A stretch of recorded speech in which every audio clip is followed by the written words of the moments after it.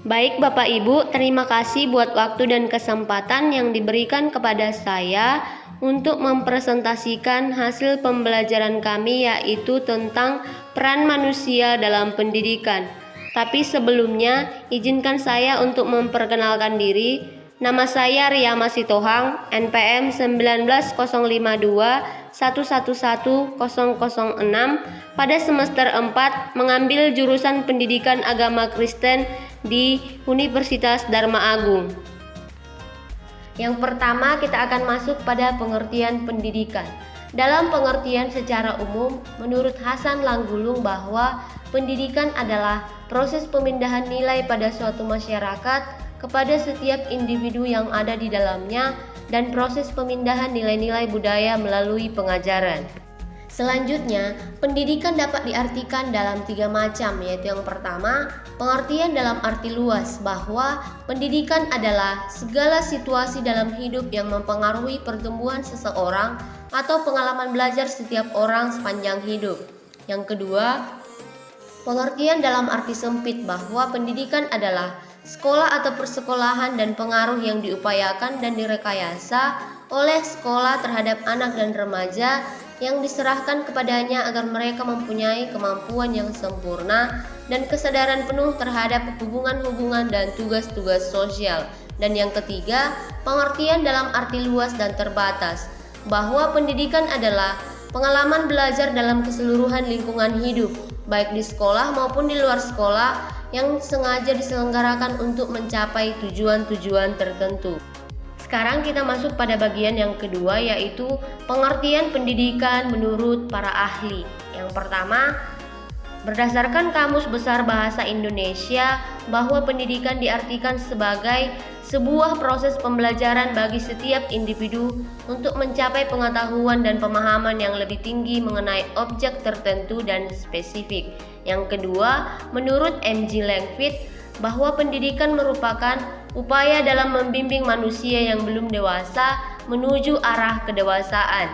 Yang ketiga, menurut Ki Hajar Dewantara, bahwa pendidikan adalah suatu tuntutan di dalam hidup tumbuhnya anak-anak, dalam arti bahwa pendidikan menuntun segala kekuatan kodrat yang ada pada peserta didik agar sebagai manusia dan anggota masyarakat dapat mencapai keselamatan dan kebahagiaan hidup yang setinggi-tingginya.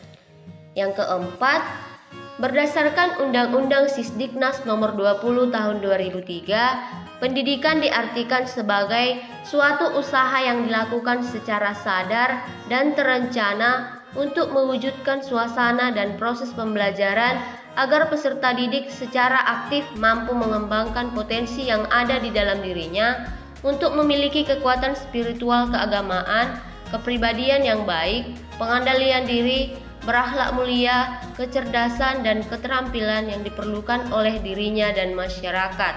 Yang kelima, menurut Plato, bahwa pendidikan adalah segala sesuatu yang dapat membantu perkembangan individu dari jasmani dan akal dengan sesuatu yang dapat memungkinkan tercapainya sebuah kesempurnaan.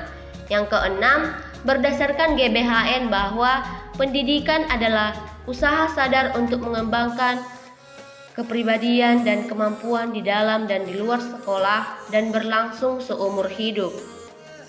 Yang ketujuh, berdasarkan Undang-Undang Nomor 2 Tahun 2003, pendidikan diartikan sebagai usaha sadar dan terencana untuk mewujudkan suasana belajar dan proses pembelajaran agar peserta didik secara aktif mengembangkan potensi dirinya untuk memiliki kekuatan spiritual keagamaan, pengandalian diri, kepribadian, dan kecerdasan akhlak bangsa dan negara.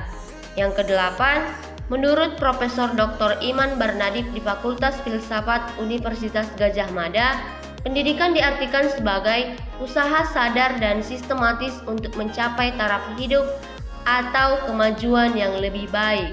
Dan yang kesembilan, menurut Dr. Andos Wasti Soemanto, Magister Pendidikan, bahwa pendidikan adalah proses pembelajaran yang menghasilkan pengalaman yang memberikan kesejahteraan pribadi, baik lahir maupun batiniah. Dan yang ke-10, berdasarkan Wikipedia, pendidikan diartikan sebagai pembelajaran, pengetahuan, keterampilan, dan kebiasaan sekelompok orang yang diturunkan dari satu generasi ke generasi berikutnya melalui pengajaran, pelatihan, atau penelitian. Bagian ketiga yaitu peran manusia dalam pendidikan. Tugas manusia sebagai tenaga pendidik tidak dapat digantikan oleh mesin karena kebutuhan-kebutuhan sebagai berikut. Yang pertama, memperjelas tujuan yang ingin dicapai. Yang kedua, membangkitkan minat siswa. Yang ketiga, menciptakan suasana yang menyenangkan dalam belajar. Dan yang keempat, memberi pujian yang wajar terhadap setiap keberhasilan siswa. Nah, sekarang kita masuk pada bagian yang keempat, yaitu fungsi dan peranan pendidikan dalam kehidupan masyarakat dibagi menjadi 5 bagian, yaitu yang pertama, fungsi sosialisasi, yang kedua, fungsi kontrol, yang ketiga, fungsi pelestarian budaya masyarakat, yang keempat, fungsi pendidikan dan perubahan sosial, dan yang kelima, fungsi sekolah dalam masyarakat. Adapun tujuan pendidikan dalam kehidupan manusia antara lain sebagai berikut. Yang pertama, mewujudkan individu yang taat dan bertakwa kepada Tuhan. Yang kedua, mewujudkan individu yang beretika dan bermoral.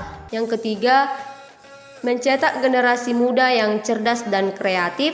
Yang keempat, mengembangkan pola pikir kritis dan dinamis. Yang kelima, membentuk kepribadian yang sehat jasmani dan rohani.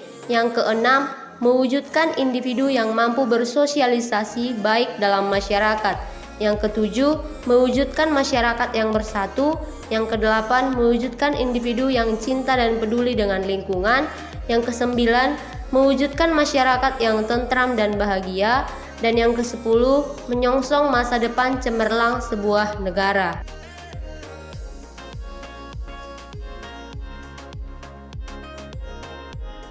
Nah, selanjutnya kita masuk pada bagian yang kelima, yaitu pendidikan dalam perkembangan manusia. Yang pertama, bahwa pendidikan merupakan suatu sistem untuk meningkatkan kualitas hidup manusia dalam segala aspek kehidupan. Yang kedua, pendidikan merupakan proses budaya untuk meningkatkan harkat dan martabat manusia yang berlangsung sepanjang hayat. Dan yang ketiga, bagi perkembangan manusia, pendidikan sangat penting dan perlu kita ketahui bahwa yang pertama, transformasi budaya dari generasi ke generasi mempertahankan unsur-unsur esensi dari kebudayaan dengan membuka diri pada unsur positif dari luar. Yang kedua, pendidikan bertanggung jawab terhadap generasi masa kini dalam arti bahwa pendidikan tidak dapat pejam mata terhadap pengangguran dan harus mewujudkan kesejahteraan dalam kehidupan. Dan yang ketiga, dalam tugas yang paling berat, pendidikan adalah menyiapkan generasi masa depan dalam perkembangan kehidupan yang dulunya hidup dalam keadaan tradisional, harus mempersiapkan generasi yang mampu menerobos kehidupan modern dan berperan aktif. Nah, demikianlah pokok pembahasan kita pada saat ini, yaitu tentang peran manusia dalam pendidikan. Semoga dapat bermanfaat dan menambah wawasan untuk kita semua. Sekian dan terima kasih.